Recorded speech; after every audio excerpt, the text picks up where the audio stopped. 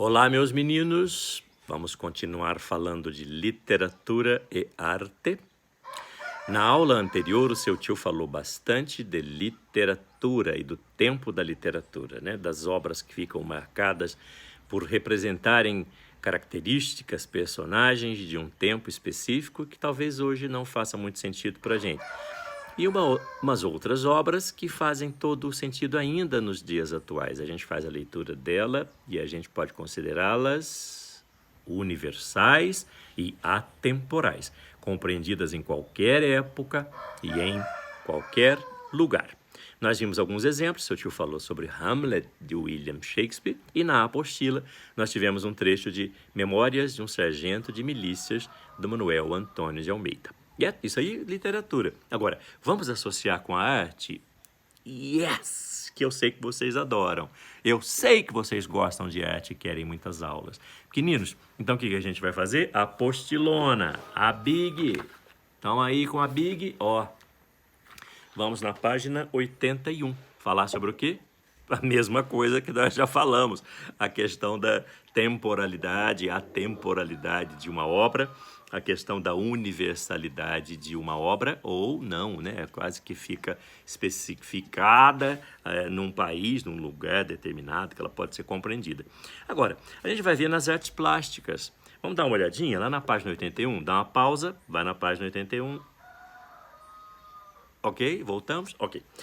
Lá na página 81 nós temos 3 quadros belíssimos e, assim, forma. Só olhando a gente já sabe as características, que são 3 obras, 3 pinturas muito diferentes, né? Nós vamos ter a primeira aqui num tom um pouco mais escurecido, mais sombreado. Opa, mas existem luzes ali, bem, né? Ui, tem uma moça nua, ela que praticamente ilumina todo o quadro. Opa, tem uma moça lá atrás também, bastante bem iluminada. Ok, quase que a gente tem a ideia de chiaroscuro, luz e sombra, né? Luz e sombra numa obra. Só batendo o olho assim, no primeiro momento, né? O quadro é colorido, nós temos as moças iluminando o quadro. Gostei disso. Estão nuas. E os rapazes estão tão vestidos, parece que seriamente vestidos de terno, gravata, todos bonitinhos. Ok. Parece um piquenique, né? Tem umas comidas ali, umas coisas jogadas, umas frutas. Ok. Vamos ao próximo. Dá uma olhadinha no quadro da direita. A gente está vendo ali, o quadro é de uma cor só, quase um sépia, né? Uia, tá todo mundo pelado. E nós estamos vendo músculos, e também tem músculo. Oxe, gente musculosa, gente forte, hein? Veja vocês. Um pouco diferente do primeiro quadro, né? Parece que a moçadinha ali tá meio relaxadinha. No segundo, músculos e músculos. E muito parecido, né? Pessoas deitadas, parece que tem também umas frutas. Parece que tem também um pouco de luz, um pouco de... Ok, você percebe que tem umas certas características bem parecidas? Vamos ver o terceiro quadro. Terceiro quadro bastante colorido.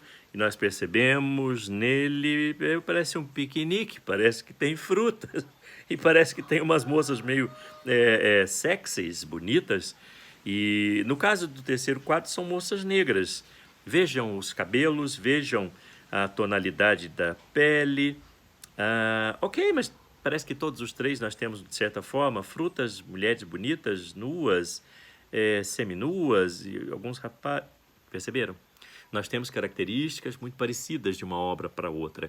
E é muito bom que nós tenhamos sempre essas referências. A gente pode ver uma obra e dizer assim, mas essa obra parece que se remete àquela outra que eu conhecia, que eu já vi antes. Parece que elas têm uma temática muito parecida. Nas artes plásticas, como na literatura, nós teremos sempre essa parecença, quase que uma inspiração. Ou talvez quase que uma temática meio que se repete, porque mesmo que se mudem as épocas, as sensações, as experiências humanas são meio iguais. Então é um pouco complicado para vocês que são muito jovenzinhos imaginarem que no tempo do seu tio, que já é um senhor, eu tinha as mesmas ansiedades, os mesmos sonhos, as mesmas dúvidas, os mesmos questionamentos que vocês, meninos, têm. não muda muito, sabe? Eu acho que não muda muito porque eu escutei meu pai, eu escutei minha mãe, e eles diziam também das dúvidas, das ansiedades, dos questionamentos, dos sonhos, dos desejos. E parecia que o meu avô, minha avó também tinham. Ok, as pessoas meio que têm sensações parecidas. Então, talvez a gente, sendo artista, tendo a sensibilidade artística, a gente queira demonstrar o que são essas dúvidas, esses questionamentos, esses sonhos. E aí o artista que tem uma sensibilidade muito apurada, ele coloca expresso de uma obra de arte que fica eternizada, né? Como ficou aqui nesta primeira obra, nesta segunda obra, nesta terceira obra, e que são parecidas. Agora vamos ver, vamos dar uma olhadinha, vamos prestar atenção? A primeira obra é Almoço na Relva, de 1863. A segunda obra é O Julgamento de Paris, de 1520. Perceberam? Tem 300 anos de diferença, 1863, 1520. E a terceira obra, Almoço na Relva, As Três Mulheres Negras, de 2009. Pegaram, pequenos? Então, nós temos 1520, 1863 e 2009. São épocas muito distintas e a temática é muito parecida quando nós olhamos para o quadro. As características da época, essas são muito próprias. Vamos pegar o quadro de Marcantonio Raimondi. Marcantonio Raimondi, O Julgamento de Paris. Veja como ele fez a obra dele. Ele fez em sépia, quase que é uma gravura.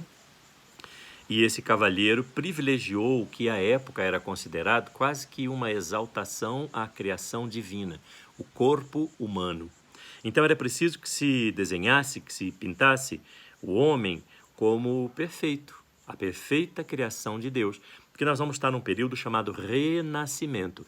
E nesse período do Renascimento havia muito essa busca pela perfeição, a busca pelo ideal, a busca pela beleza da natureza e pelo prazer. Ih, gente, estão vendo o hedonismo? Pois é, o hedonismo greco-romano, que está exposto nesta obra aqui do Renascimento. O que o Renascimento vai fazer? Buscar as características greco-romanas. Greco-romano significa de Grécia e Roma, lá no período clássico, antes de Cristo. E aqui o Marcantonio faz a mesma coisa, a ideia da exaltação da beleza suprema, do hedonismo, a busca pelo prazer, a busca pela beleza. Só que, evidentemente, ele está relacionado à Grécia e Roma, que era um período que tinha mitologia, os deuses mitológicos, o pensamento mitológico. E a ideia de Paris é um cavaleiro mitológico, é uma das mitologias gregas. E no caso aqui nós vamos ter as três moças que estão fazendo uma espécie de campeonato de quem consegue conquistar esse bonito desse moço, desse Paris. E elas estão entregando a ele uma maçã de ouro. Oba! Então nós temos que saber e conhecer um pouco da história da arte renascentista e o quanto ela se inspirou no clássico greco-romano.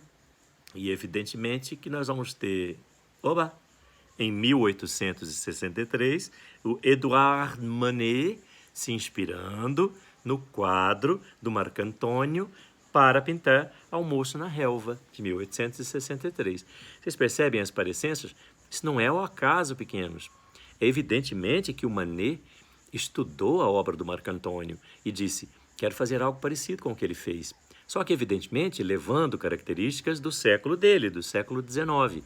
Então, se nós olharmos as roupas, nós vamos perceber que os rapazes estão usando uma roupa que é bem típica do século XIX. E essa coisa de fazer piquenique, bem burguesona do século XIX.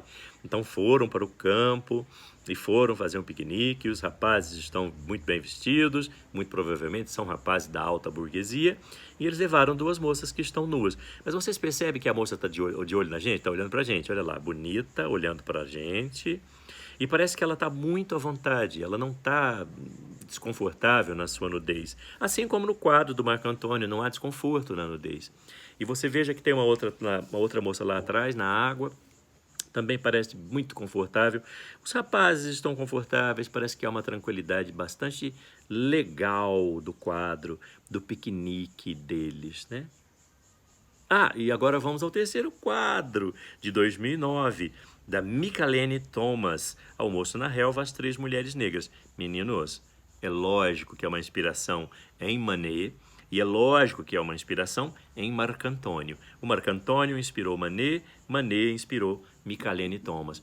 Percebem isso? Então a gente vai ter sempre algumas retratações nas artes plásticas que vão buscar referências antigas. Óbvio que as obras são universais e atemporais. Vejam a grandeza de cada uma delas, né? Belíssimo. Vamos dar uma lidinha no que está falando aqui esse texto, porque ele é muito bem escrito. Vejam lá. Apesar de as obras terem sido produzidas em épocas diferentes, nota-se uma clara semelhança na posição dos personagens.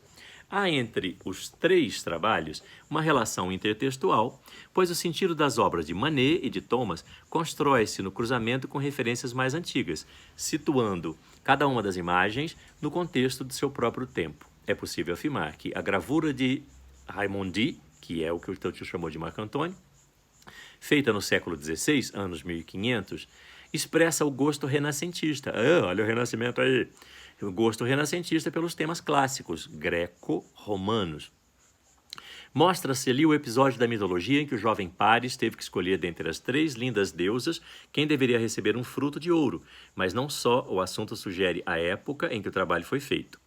O suporte em que a obra se apresenta, que é uma gravura em papel, também dá pistas como essa técnica se desenvolveu justamente no período citado, século XVI, anos 1500, Renascimento. Além disso, o traço da gravura também evoca a arte feita na Antiguidade. Falou Antiguidade, a gente está falando de Grécia e Roma, na maneira como representa os corpos esguios e musculosos, o hedonismo, que seu tio tanto falou, como características desse período clássico. Cerca de 3 séculos depois, Manet se apropriou do detalhe do canto inferior direito da obra de Raimondi, em que aparecem algumas divindades em posição de relaxamento, no quadro do Marcantonio. O quadro de Manet não remete mais à arte antiga. Há nele uma típica ambientação burguesa do século XIX, na paisagem de um bosque, onde 2 homens com trajes aristocráticos conversam tranquilamente. Mas ao lado deles, uma jovem completamente nua dirige o olhar para o espectador, nós. É possível apontar certa incongruência entre a atitude cotidiana dos homens, que poderiam estar em um parque público, por exemplo, e a nudez da mulher. O pintor decidiu ignorar as regras da verossimilhança, do que deveria ser a realidade, para criar uma obra que fizesse sentido esteticamente, mesmo que não correspondesse à lógica comportamental das pessoas. Manet certamente buscava, de alguma maneira, posicionar-se em relação aos costumes da sociedade burguesa da sua época. Então, nós vemos ali o Marcantonio fazendo uma obra que represente sua época, o hedonismo. Nós vamos ver o Manet fazendo a representação da sua época, a aristocracia burguesa. E, por fim, em 2009, a artista contemporânea Mickalene Thomas, radicada em Nova York, retrabalhou a cena de Manet, colocando como personagens centrais 3 mulheres negras que dirigem o olhar para o espectador de forma tranquila e digna. Uma delas carrega um fruto dourado, o que remete ao antigo mito, sugerindo que as mulheres são tão belas quanto as deusas do Olimpo, lá no quadro do Marcantonio. Essa atitude de afirmação social e a identidade étnica é típica das demandas, das exigências, das querências sociais do século XXI. Hoje nós trabalhamos muito esta questão. Mulheres, negros, homossexuais, indígenas, deficientes. Não é o que fazemos?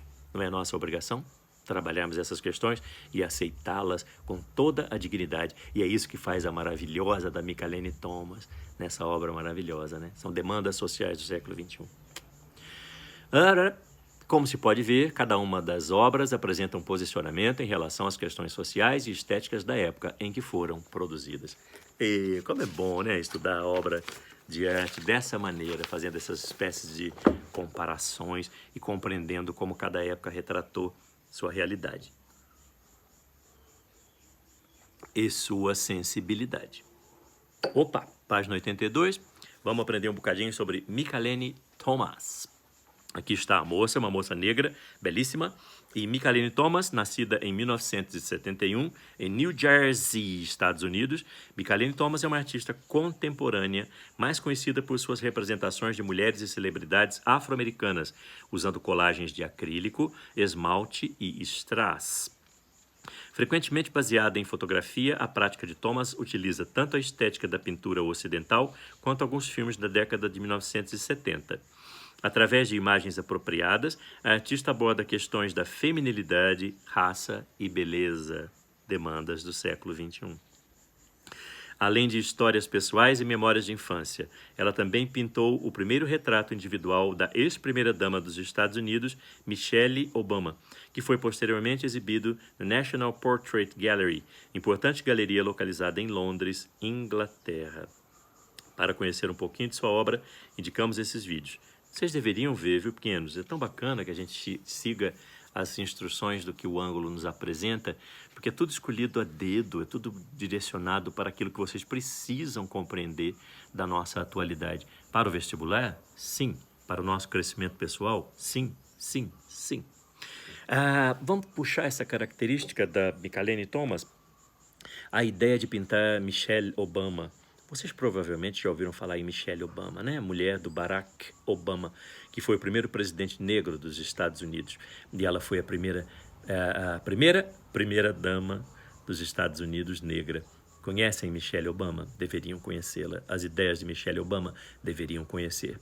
É uma mulher de uma inteligência extraordinária, de uma capacidade intelectual extraordinária, de uma sensibilidade extraordinária, assim como a do seu marido. Eles tiveram alguns problemas? Tiveram graves problemas. São líderes mundiais e, evidentemente, cometeram erros, equívocos e talvez tenham produzido coisas desagradáveis como guerras. Não especificamente Dona Michelle, mas Barack Obama teve que tomar algumas posturas relacionadas a isso.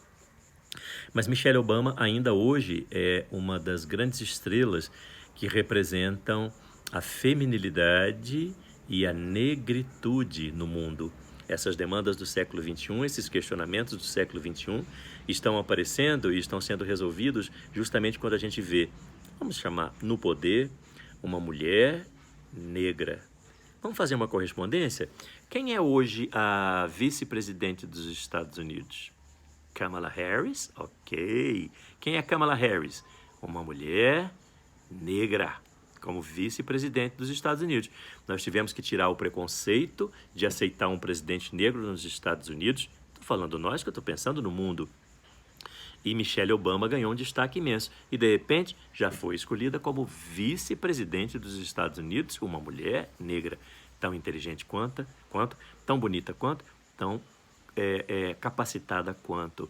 E é lindo que nós tenhamos Mickalene Thomas retratando a maravilha dessa possibilidade das mulheres e das mulheres negras estarem no poder, tomando decisões que certamente precisam privilegiar essas minorias, tanto as mulheres quanto a negritude. Compreendido, pequenininhos? Adoro falar com vocês. Amores, um grande beijo, até a próxima.